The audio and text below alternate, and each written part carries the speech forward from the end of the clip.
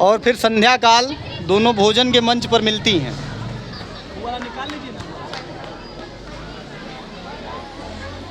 बहन शालिनी, भाग्य से तुम आ गई हो। आज मेरे कार्यालय में अचानक एक बैठक निश्चित की गई है और मैंने कल डॉक्टर के साथ मिलने के लिए माला का समय निर्धारित कर दिया है।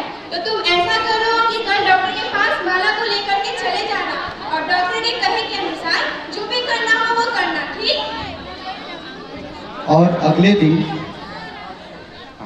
क्या हुआ? क्या है? भाभी का स्वास्थ्य ठीक नहीं है क्या? मैं तो सुबह से देख रही हूँ, वह स्वास्थ्य नहीं लग रही है।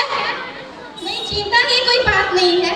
तुम लेकर के जाओ माला को, माला तुम्हें रास्ता में सब बता देगी।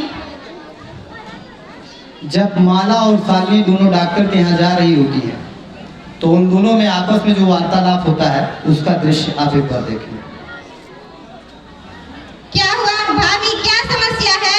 शालिनी, मेरे कोख में 3 माह का गर्भ है और तुम्हारे भैया का आग्रह है कि मैं लिंग परीक्षण कराऊं और यदि मेरे कोख में कन्या तो मैं गर्भ गिरा दूं। मैं बहुत व्याकुल और दुखी हूं और तुम्हारे भैया सुनते ही नहीं है।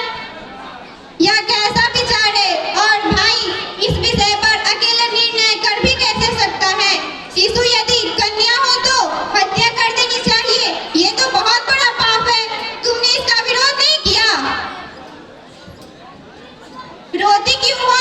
वो तुम्हारे कोख में स्थित बच्चे का हत्या करना चाहता है और तुम रो रही हो।